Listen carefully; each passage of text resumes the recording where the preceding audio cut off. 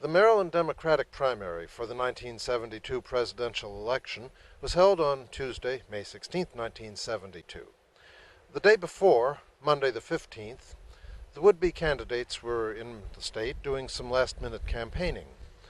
One of them, George Wallace of Alabama, came to Laurel that afternoon to give a speech on a stage here at the shopping center, in fact, next to the bank that you see behind me.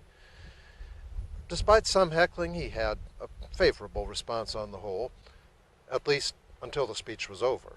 Shortly afterward, a young man from Wisconsin, Arthur Bremer, approached Wallace and opened fire, wounding Wallace and 3 others. 43 years later, in May of 2015, the Laurel Historical Society held an event at which a number of people who had been in Laurel in 1972 shared their memories of the events of that May day. Well, the meeting's about to begin here at the Laurel Municipal Pool meeting room, so let's go in and hear what they say. My name's Joe Conrad. I was there, of course, because these are my pictures that were printed in the Leader and the Evening Star. It was also this picture. This is the most publicized picture here. That is the man that shot him, Arthur Bremer. I was about this far away from him, and the shots rang out, and then the mayhem started. And it was mayhem. Everybody kind of tried to crowd in to see or what was going on and everything. The best I could do was throw the camera up in the air and try to shoot that way. But I had a little patience. I waited.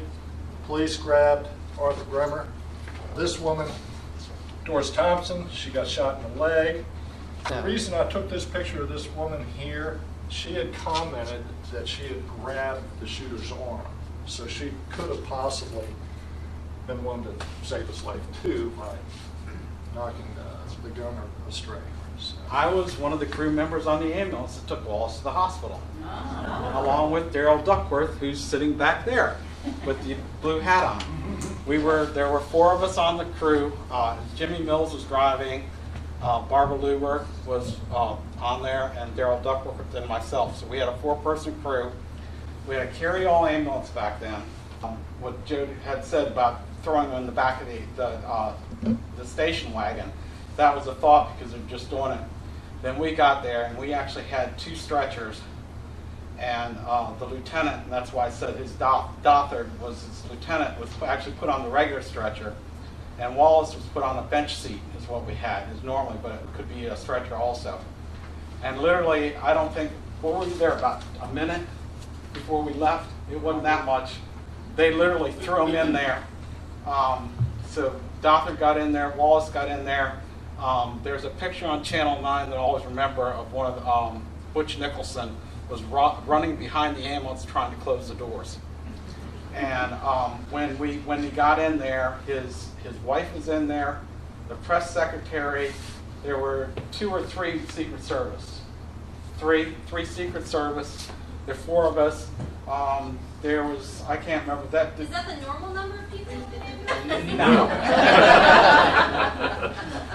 General question. Who was the mayor at the time, and was the mayor present? Was the mayor, like, introduced? Steve, Yes. Steve was the mayor.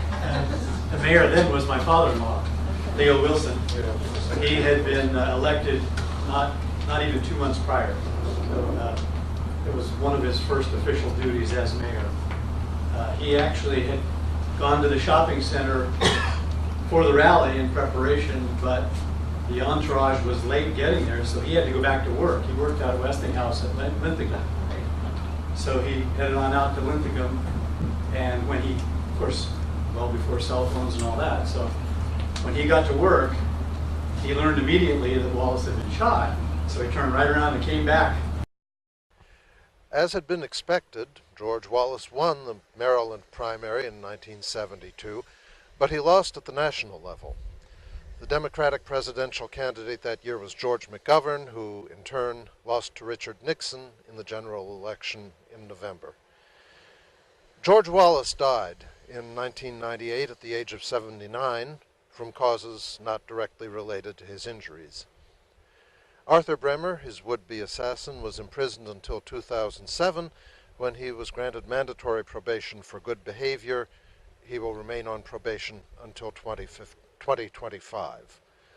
From Laurel Shopping Center, I am Dale Nyberg for Laurel TV.